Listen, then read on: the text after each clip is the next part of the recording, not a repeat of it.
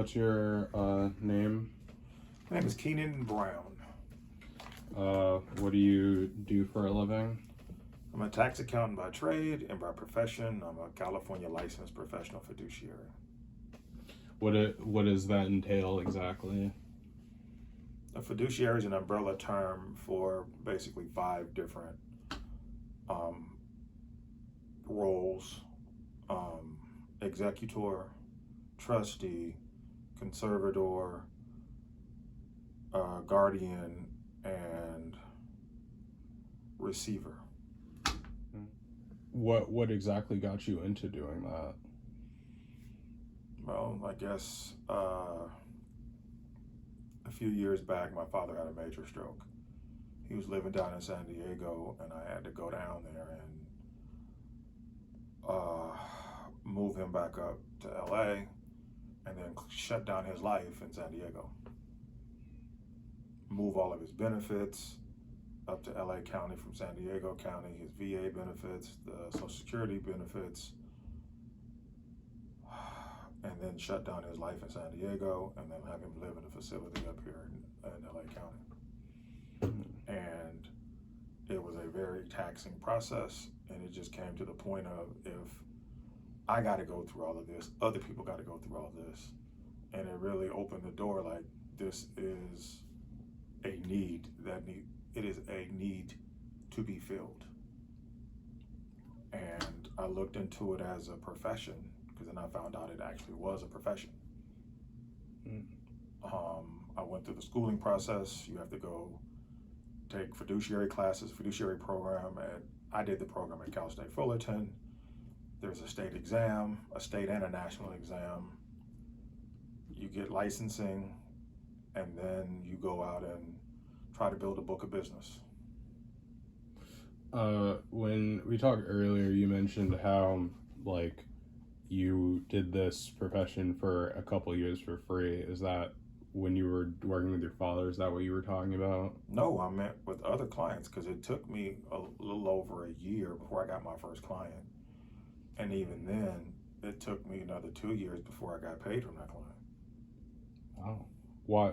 Can I ask why it took so long to get paid? This profession has a very long lag time to get paid. Oh. Decedent estates, you get paid at the end. They take anywhere from 9 months to 3 years. Conservatorships and trust, you get paid as you go. But depending on the type of case you get, there's a very long lag. And the lag, because the general phrase in our industry is, we don't measure time with a stopwatch, we measure it with a sundial. That's how fast things move. Oh. It is extremely slow and tedious and deliberate. Huh.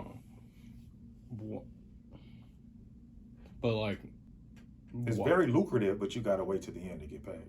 Oh. Would you think of it as kind of like real estate, where there's no, nowhere near. It's much longer. It's just a much longer sales cycle than real estate. I'm a real estate broker. I have my licenses up there. A real estate broker has to wait to escrow close. After escrow closes, I pay out the realtor. I have to finish to close it out with the state. That's another 3 to 6 months after all the property sales. Where does like where does the, like, I guess, like, gap between like work and getting paid come from? Because, like, is it like you do all of your work and then you just get like paid all the way at the very end, or? It depends on the type of case it is. If it's a decedent estate, say grandma dies and you need to close out the estate, I get paid at the very end when you start passing out the inheritance checks. You got to do the whole process. You got to sell the house, pay all the taxes, pay all the vendors, get it approved by the court, and then you pass out checks. And that's anywhere from 9 months to 3 years.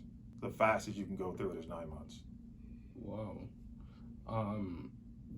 Why is it that it's set up that way and not like other professions where you get paid on like a certain basis?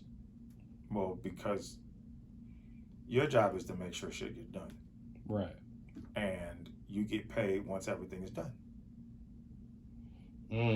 Okay. It's really just that simple. If your job is to get things done, You get paid when it's done. Right. I mean, that makes sense. It's just really, I make it the most basic way possible. You get paid to get things done, and then once it's all done, you rack up your bill and you get paid. Okay. Yeah, I mean that makes sense.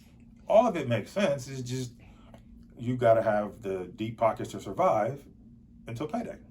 Do you think that that's like a barrier of entry to It's your a field? huge barrier of entry. Most people quit. Most people quit within 2 years. I did not know that. Yes, there's a high attrition rate. Oh. I guess in our licenses, our numbers, I guess I'm 590 for my number because we're sequential from one. I think the current numbers are somewhere around 1,500, but only about 300 people have full-time books of business in Man. the whole state. So how, if there's such like a long time from like when you start, or there could possibly be a long time from like when you start like working to getting paid, how would someone be able to like weather the storm, if you will, till getting paid? One, a lot of people have spouses to lean on, or you better be lean. Beans and rice. Yeah, I mean, Work out your other bedroom, and keep your expenses low. is a common kind of like with law where you have people that kind of not incorporate but kind of like form like firms, or is this a lot of like more independent work? All independent. I have a firm. I think there's maybe a dozen firms for the whole state. Everybody else is mom and pop. Either they converted their garage into like an office type of thing, or they have a small office somewhere with just them. Maybe an assistant, but it's very few people in the state have full staffs. Do you feel that there's not enough people that do the work you do? Yes and no. It takes a very special personality to do this work because it's very much conflict management. How so? Everybody's got their own idea how things should go, and you got to tell grown people no. And telling adults no is a very hard conversation because they don't want to be told no. Can you give an example of that? Yeah, because I handle money and healthcare. So you make life, like I make decisions, do you pull the plug or not? Oh, I didn't know that. Yeah, I've had to pull the plug 3 times. Wow. When you say you had to make that decision, was it for like monetary reasons, or? It's a combination of both. There's monetary reasons and there's quality of life reasons. What's the probability you're going to get better? Or you're going to live your life on a machine? Right. And then there's also how much it's going to cost to keep you on the machine. That's true. It can get insanely expensive, especially here. There's a lot of variables in how you make life decisions. This is adulting on steroids. Because if you see all them names on the board, they're all a person, and I run their lives. Man. Can you kind of guide me between like what each of these like things says? Like, what does it mean by like Go 400 or like GC 400? That's the report. That's the accounting report number. Oh, okay. That's just a report name. And then what is D estates?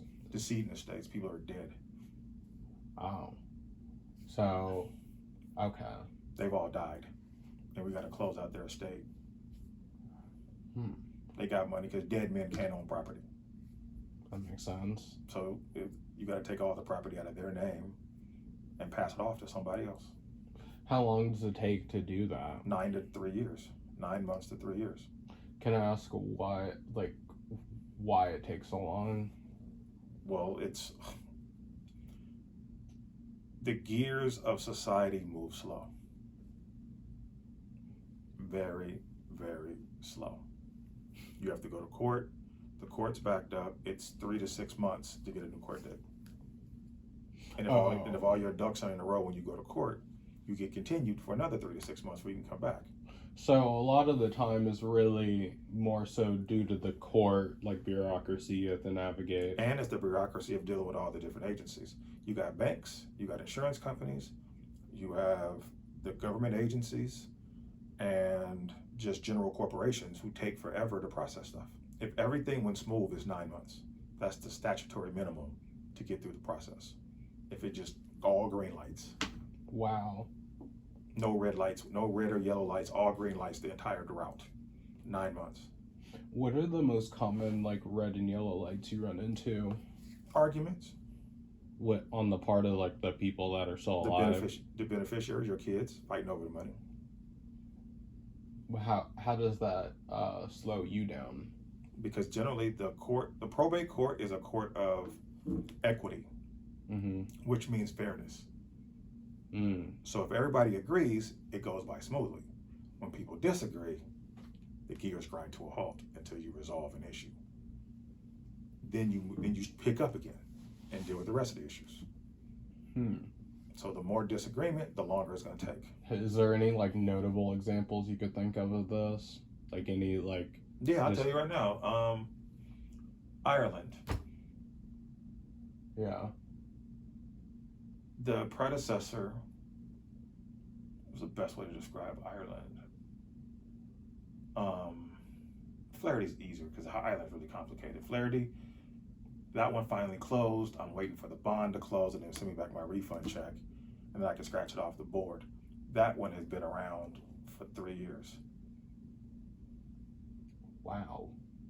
Because there was a girlfriend and 2 siblings, and they couldn't agree on what to do with the guy's house. I wanted to fix it up and flip it, and they argued with me about doing it for about 8 months. They argued with you for 8 months? Yeah. How could you possibly have an argument that goes on for almost a year? Because unless you get consensus to agree, it just tomorrow. Oh my god. Tomorrow. So you have an idea that you just decide and move. It don't work like that. Man. So like I said, I had that case for years. I finally flipped the house and sold it. Then it was argument how to split up the money. Mm-hmm. Right. Okay. And then it was like, you still got to file the tax returns. Because we sold the house at a profit. Right. I made $850,000 on the house, which was a great deal. Everybody was happy after we closed escrow. Like, oh, that was a great thing to do, Keenan. Good job. But then it was like, okay, now we got all this money. Now let's split it up. Oh no. Wait, but you didn't. But they didn't talk about what they were gonna do with the profits before they sold it. They just wanted to sell it first. Yes. First you put the money on the table, then you chop it up. Oh. Some people are like, okay, let's figure it out in advance.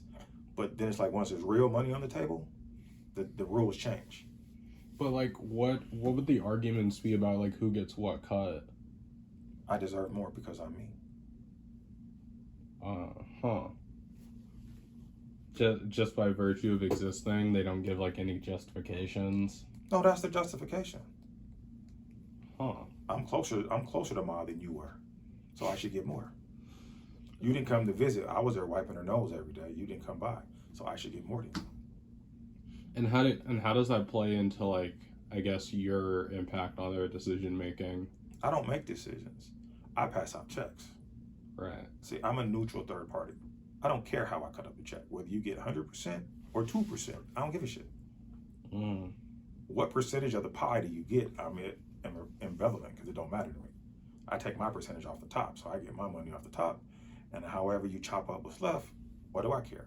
So when these people are arguing, do you like metaphorically kind of just like leave the room and like wait for them to figure it out? Well, no, generally the lawyers fight it out.